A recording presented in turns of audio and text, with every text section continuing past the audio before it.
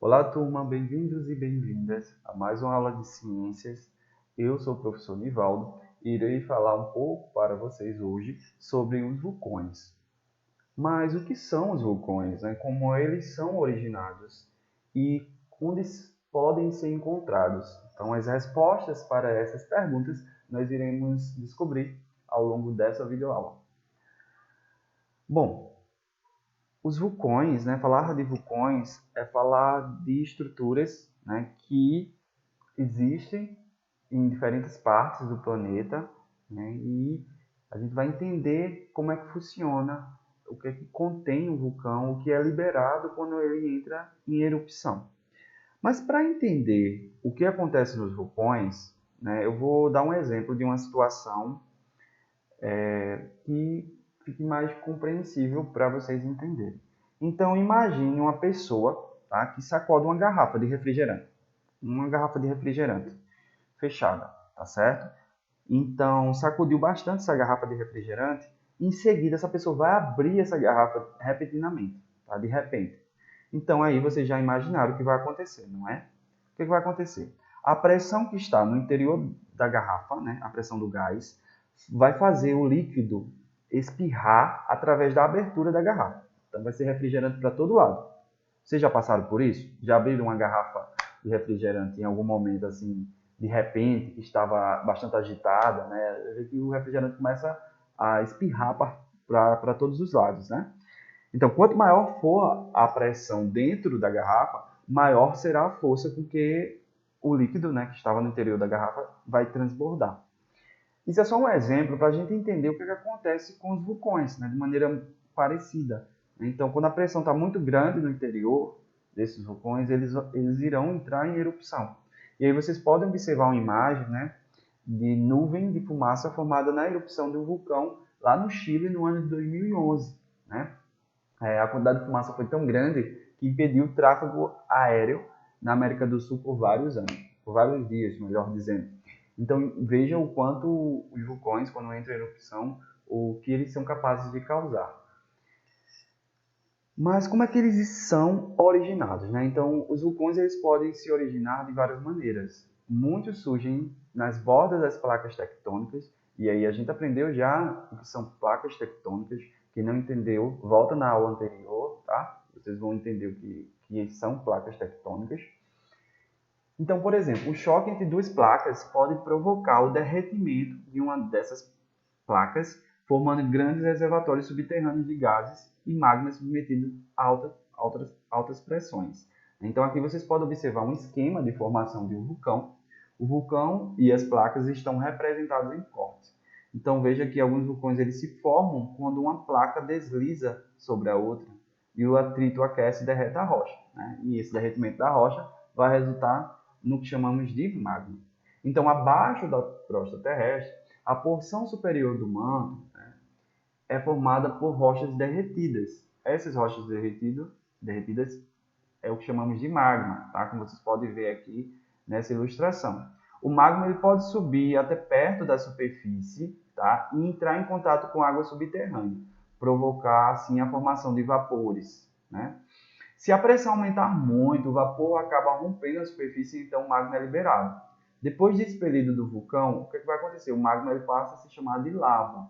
Tá? Então, magma no interior da Terra, né, quando o vulcão entra em erupção e libera esse magma para a superfície terrestre, ele passa a ser chamado de lava. Tá? Libera através dessa abertura do vulcão que é conhecida como cratera. Tá? Então, a lava, né, a temperatura da lava varia de 700 graus Celsius a 1200 graus Celsius. Então, além da lava e das cinzas, né, o vulcão também expele vapores de água, né, de gases, de outros gases, como o gás carbônico e o gases de enxofre. Tá? Aqui vocês podem ver um esquema, né, uma imagem, melhor dizendo, de um vulcão em erupção no Equador no ano de 2016. E quais são os efeitos, né, dessas erupções vulcânicas? Então, a lava que é expelida pelos vulcões, ela pode causar um rastro de destruição por onde passa. Então, ela pode matar plantas, animais, micro-organismos. né? Porque a lava ela é muito quente, tem uma temperatura extremamente elevada, como vimos no slide anterior. Então, essa alta temperatura sai destruindo tudo que vem pela frente, tá? Mas, além disso, além dessa destruição, é importante enfatizar que as cinzas vulcânicas, né, se espalham por milhares de quilômetros quadrados. E essas cinzas, elas dão fertilidade ao solo, tá? Então, os efeitos das erupções vulcânicas podem ainda alterar o clima global, porque liberam gases que favorecem o aumento do efeito estufa, né, como, por exemplo, o gás carbônico.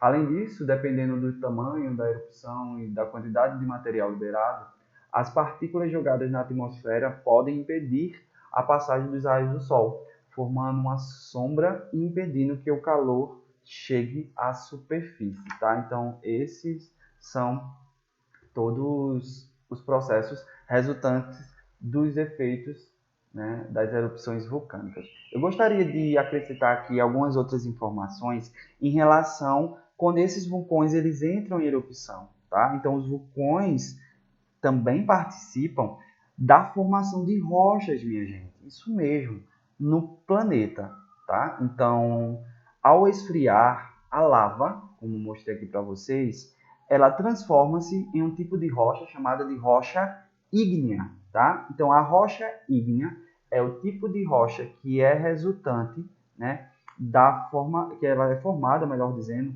quando a lava esfria, né? Então, como vocês já estudaram no ano anterior em relação a isso. Então, com o passar do tempo e a ocorrência dos processos de erosão e intemperismo, as rochas ígneas, que são as rochas que são formadas quando a lava ela esfria, tá? Essas rochas ígneas, elas dão origem a solos ricos e férteis, já que as lavas e as cinzas são ricas em substâncias que servem de adubo para as plantas. Vejam que interessante, né? Então, esse é um dos motivos pelos quais se formam cidades em volta dos vulcões, né? Apesar de não ser seguro. Por quê? Porque a fertilidade possibilitada, né, por esses vapores, por essas cinzas, né, que são resultantes, né, do processo de erupção vulcânica, dá fertilidade ao solo. E com relação aos vulcões ativos no nosso planeta, né? Então, mais da metade dos vulcões ativos está na região do Oceano Pacífico. Ó, aqui, ó, como a gente pode observar o Oceano Pacífico, tá? Então, no chamado Círculo de Fogo, tá? Então, mais da metade dos vulcões que são ativos, né, e podem entrar em erupção, né, estão nesse local, né, conhecido como Círculo de Fogo, né, no Oceano Pacífico, tá? Então, toda essa região aqui, ó, compreende, né, essa região do Círculo de Fogo. Então, é uma faixa que abrange o sul do Chile, né, os Andes, a América Central, o noroeste, melhor dizendo, americano, a costa sudoeste do Canadá, o Alasca, o sul do Japão, o leste da China, as Filipinas, a Nova Guiné e a Nova Zelândia, tá? Então, são os locais, né, que compõem, né, essa faixa aí, conhecida como Círculo de Fogo, que é o local onde se encontram os vulcões ativos no planeta. No Brasil, não existem vulcões ativos atualmente, mas há milhões de anos, quando o país se situava em uma área de encontro de placas, erupções vulcânicas originaram ilhas como as do arquipélago de Fernando de Noronha, em Pernambuco. Veja que interessante, né? O processo de formação de ilhas também resultantes desse processo de erupção vulcânica.